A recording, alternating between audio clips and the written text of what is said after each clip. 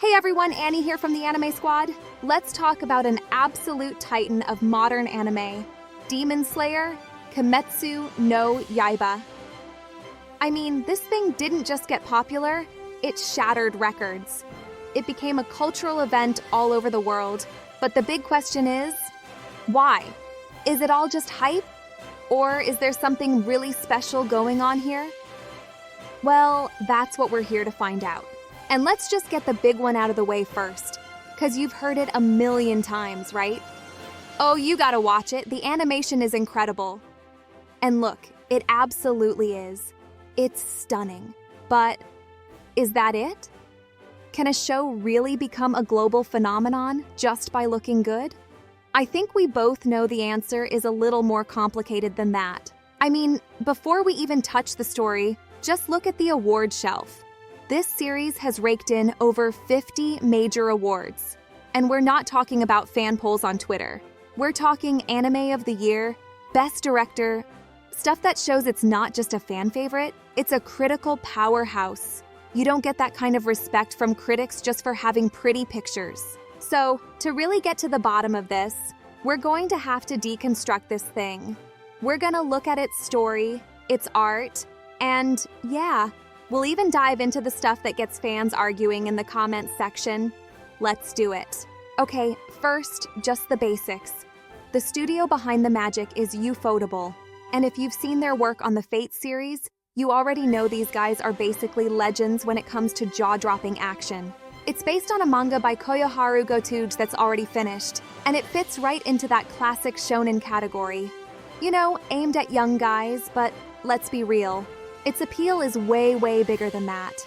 And right there, that's the whole pitch. It sounds simple, right? But it's so incredibly powerful. You've got this core, emotional mission. A good kid's desperate quest to save the only family he has left. That right there, that's the engine that drives this entire story.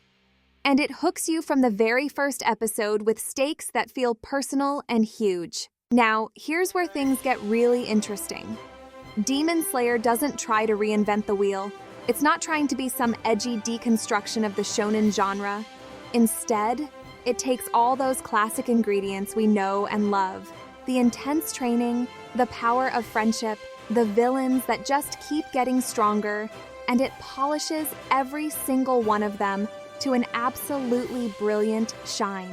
And here's a perfect example of what I mean. You know that classic trope, the talk no jutsu, where the hero stops a massive fight to have a heart-to-heart with the villain? Well, Tanjiro is refreshingly different.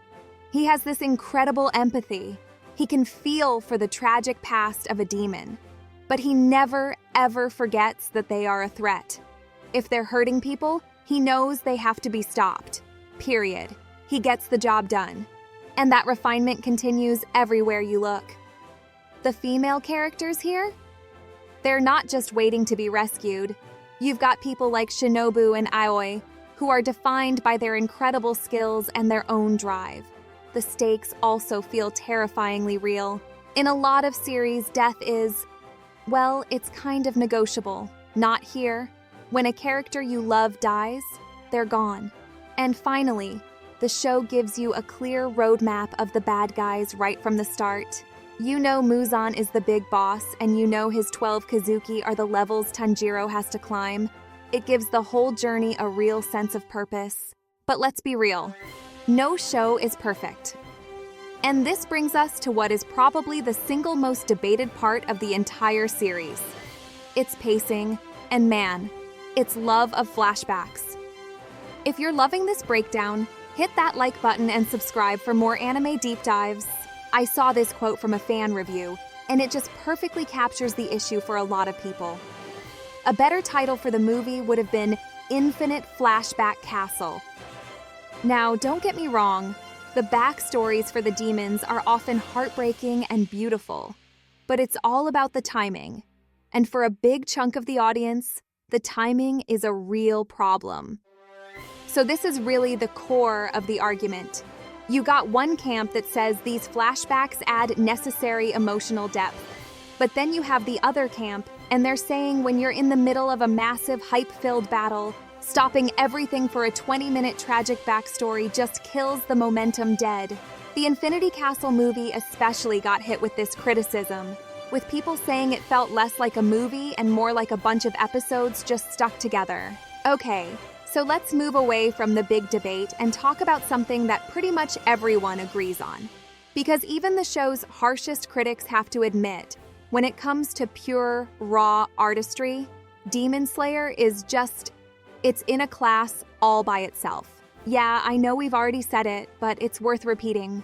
What Ufotable did here isn't just good animation. It's a new benchmark for what TV anime can look like. The way they seamlessly blend these insane 3D camera moves with beautiful 2D art is just mind-blowing. Think about Tanjiro's water breathing. It literally looks like they took a classic Japanese woodblock print, like the Great Wave, and brought it to life. But what you see is only half the story. The other half is what you hear. And this is the show's secret weapon. It's called the Kajiura sound. The composer, Yuki Kajiura, has a style that is so unique, it's practically its own genre. It's this epic, grand, almost sacred-sounding music that makes every fight feel like a legendary battle. So, how in the world does she make something that sounds both ancient and totally new at the same time? Well, it's kind of like this amazing musical recipe. You start with a base of Shibuya-ki, which was this 90s Japanese pop style, all about mixing and matching genres.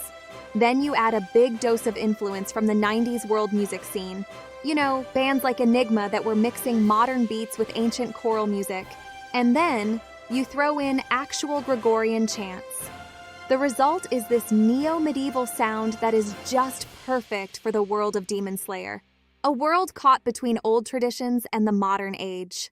Okay, so we've looked at the perfected formula, we've waded into the pacing debate, and we've celebrated the world-class art. Let's pull it all together. What's the final verdict? Why did this show become such a monster hit?